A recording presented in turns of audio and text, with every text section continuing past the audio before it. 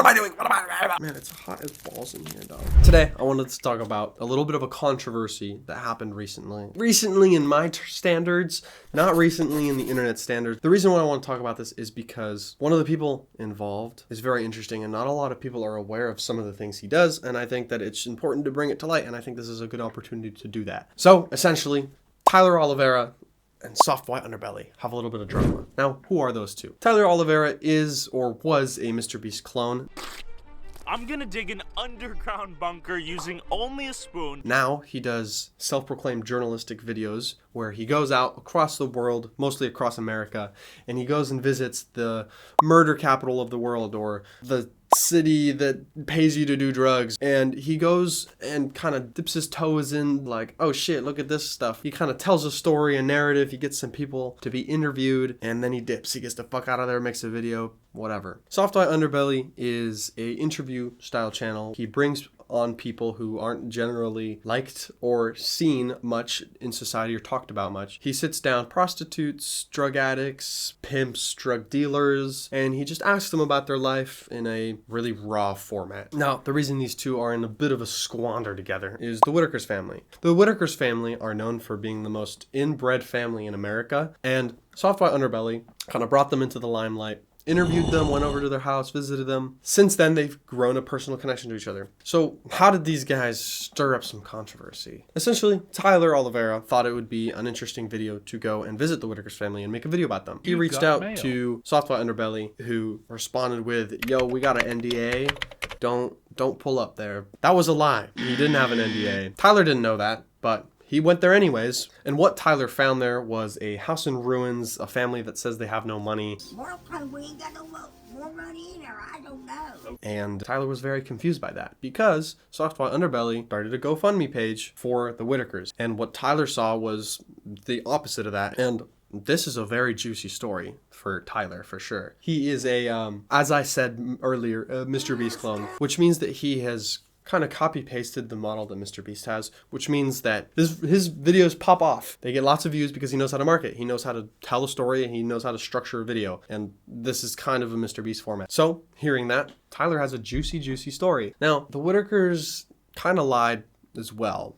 There's a lot of lying going on. But Tyler wasn't going to question the validity of those claims. He went to their house, it was in ruins, and they said that they didn't get any money. He just put the two and two together, made this dramatic video, kind of painting Soft White Underbelly as this sort of villain, as this sort of scumbag. And Soft White Underbelly created a response. He didn't like that he was painted in a bad way, and he didn't like the way that the Whitakers were being talked about and dramatized like this on social media. So he responds and was like, yo, essentially what the Whitakers would do is that they would call Mark, which is Soft White Underbelly, every week or every other week asking for money. And because the Whitakers had this GoFundMe, which was intended for a new house, Mark had to take out that money and give it to the Whitakers, or at least felt like he had to for them, because they sounded very desperate and needed money, and Mark was like, this is your money technically, so let me give it to you. I don't think that that was the smartest decision, but also what can you really do? It's kind of hard to deal with a situation like that. I'm sure that there was something else that could have been done, but at the same time, like, I'm sure Mark has tried everything that he could for the Whitakers. But anyways, basically, after that, there was just a little bit of back and forth between Tyler and Mark, eventually ending in the conclusion that the Whitakers family lied about not having any money, lied about a lot of things to Tyler, as well as even lied a lot about stuff with Soft White Underbelly to get more money. Essentially, Tyler Olivera painted Soft White Underbelly as a douchebag. He didn't really care. His video got a lot of views. It was a very juicy story. But Tyler, in his response to this whole situation, put Mark on his side as a victim, as was he, which is kind of funny to think about. You just got taken advantage of by an inbred family with a drug addiction. It's just kind of wild to me. But anyway, that's kind of where the drama ends with Tyler. But the Whitakers were at it again. One of the Whitaker members called Mark and had told him that Larry had died. Larry is the papa of the family. And obviously that's a big thing. Like, you're not just gonna not respond to that or not help out, especially being Mark. So he packs his bags, flies over there, and surprises them. And I think that the surprise was very intentional, because I think he had a little bit of a hunch that they might have been lying to him. And they lied again to him to get money. So I'm here to go to Larry's funeral. Larry's funeral? Larry's funeral is today. Larry didn't die. Larry didn't die. Well, that's That's BJ for you. When she was telling me this, I'm across the country. I don't know what's going on. I feel bad that Larry passed away. And here's a daughter crying hysterically over her losing her dad, so I felt bad. So I sent her some money to help with the funeral. So I trusted her. So then she put you on the phone, and I asked you about Larry dying, and you go, yeah, he's dead. Well, she told me to tell you that now. What? Yeah, but come on, you know. Well, I didn't know you were going to steal no money. And this wasn't just one of the members of the Whitaker's family saying that Larry had died. He had asked another one of the members of that family and was like, yo, is this true? And they were like, yes, he's dead. And they were so sad and we need money. And then he went over there and Larry was fine. And it's like, what? How did this happen again? That's kind of the end of that controversy. I think Mark knows at this point how they're going to behave. And I think he's still out there trying to help them out. Although I do think he is limiting his contact and even their finances, or at least him financing them. But anyway, that was the controversy summed up. But now I want to get into something that I find a little more interesting than this whole situation, except for the faking someone's death part. That was kind of crazy. And it has to do with Tyler Olivera. I don't want to call myself a Tyler Olivera hater, but I do think that it is very important to acknowledge some of the things he's done in some of his recent videos. Now, Thought Slime makes a very fantastic video on this exact topic, so I recommend you watch that for a really deep dive on everything. But essentially, Tyler Olivera isn't the most honest person when it comes to what he says in his videos. That shouldn't be too surprising, knowing that he had kind of stirred up some controversy with White Underbelly. And if you watch the video, it's subtle, but he definitely implies a lot of awful things about White Underbelly. Tyler. I mean, Mark has always been nice to me, so I hate to be the bash person. I started a GoFundMe linked in this video's description and donated $10,000 of my own money. And Mark, if you have any honor, let's combine whatever my viewers and I raise, your two GoFundMes, and let's get the Whitakers a new house for real. And it happens in other videos too. The best case of this is the video that Thought Slime goes over, which is the one I want to go over. Tyler Olivera went over to... Where the fuck did he go to? Tyler Olivera goes to Vancouver in Canada. Our first red flag is that he titles the YouTube video, "The Country Where Every Drug is Legal." Not a country. All drugs are not legal in Vancouver. Those are more nitpicky things, but essentially he goes in there, he goes to the downtown or some city street where there is a housing crisis in that area, and as well as a drug problem. So he goes over there, he interviews a couple people, he brings a social worker. So I went to downtown Vancouver with my friend Kevin, a social worker and drug addiction specialist. It's like some other dude with him who the guy is not credible at all. In this report, he was contracted to create for the Deschutes County Sheriff's Office in Oregon. Throughout, he refers to unhoused people as simply homeless, even in sentences where that doesn't really make any sense. The report also has a lot of rudimentary spelling and grammar errors. I wasn't prepared for just how ubiquitous and frankly baffling some of them were. Many have told me they are here of the lax rules and the decriminalization of drugs. 7% of the homeless report addiction as the leading cause of their homelessness. I believe it is closer to 75% of all adults currently homeless in Deschutes County. That's what you do when you're paid $18,000 to do a survey, is you just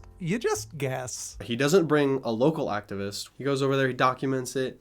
He says that what the government's doing isn't working, and he kind of implies that these drugs being decriminalized is the issue. The city's goal was to make using drugs safer by making them legal, but many Canadians think it's done the exact opposite. What's the solution for all this? To make sure that actually police, for example, were given back their full discretion, we would decriminalization.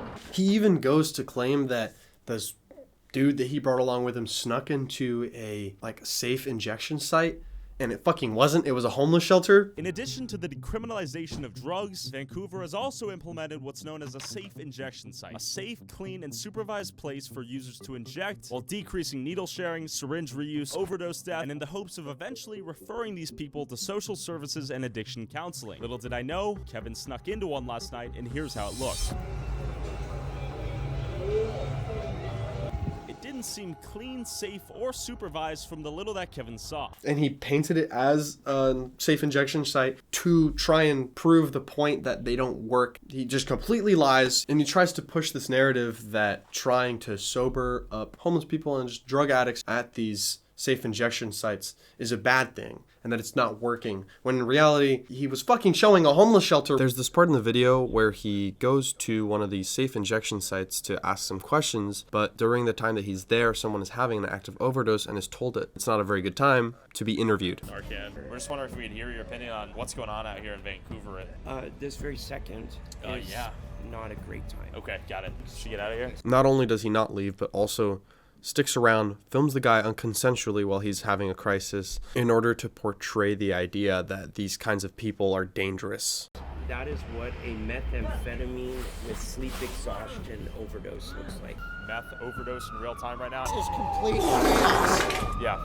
He tries to dramatize some certain situations, like if he's in the middle of some sort of drug deal where it's like some kid in a scooter in like a normal construction zone, whatever. As we walked off the block and into an alleyway, I noticed both ends were guarded by a drug dealer. You go through here or no? Yeah. Yeah? Yeah, they should worry about me, not them. Anything, bro? Oh, we're good. To my surprise, we had just been offered drugs on camera. Okay, we definitely just walked through some active drug deals, tastings. We're definitely being followed right now. Don't fucking lie to your audience. Everyone has a political agenda. Please stay on this video. Everyone has their own political ideologies that they push onto others.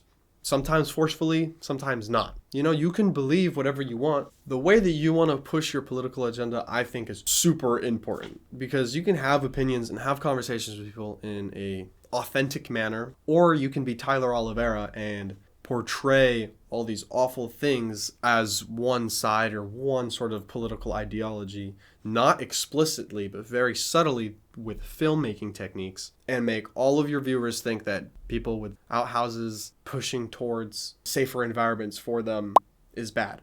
And you could think that. You can think that injection sites are bad. You could think they don't work. That's fine. But if you're like, look at this horrible, awful place that we snuck into that is supposed to be safe for these people, you see that it's not working, it's bad. You don't do that because you lied about it. It's a whole, you're not, I'm on a whole tangent about that shit. It just really pisses me off. There are even people who have come out from this video, and I'm sure there's probably other videos where he's done similar things, and these people are like, hey, I felt used. Without my consent, and it was posted online, used in a negative way, and it just feels horrible.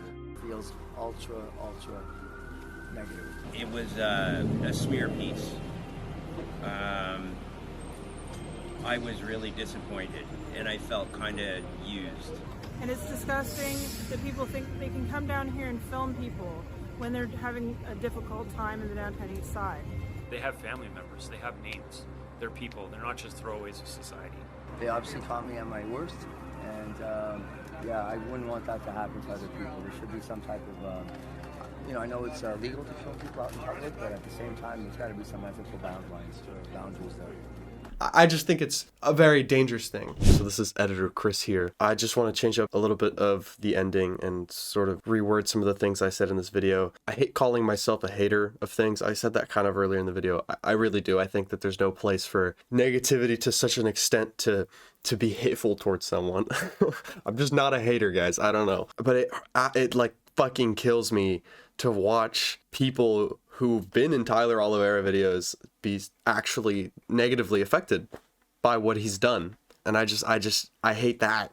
I don't hate Tyler, but I hate that. And I was gonna say that it's not like a biggie and you can enjoy watching his content and stuff like that, but I hate the idea of supporting someone like him. If you do choose to watch his videos, that's okay. It's not like you're a bad person, but just take what he says with a grain of salt. Like, do your own research. Just really make sure you know what kind of content you're consuming. I hope that makes sense. Anyways, if you guys have made it this far, by the way, freaking fist bump me, bro. If you are one of Tyler Olivera's viewers, it is crucial to do your research before or after you watch one of his videos and not shape your opinions and views on what he's telling you. He is deceitful. He is a marketing genius. That's what he does for a living, is he gets views. Yeah, I just kind of wanted to talk about that because this recent controversy sort of brought Tyler Olivera back to light in the commentary scene, and I wanted to talk about something that I didn't see other YouTubers really talk about other than Thought Slime. So go check out his channel if you made it this far. You get to see me do a a backflip. Oh, God. Ouch.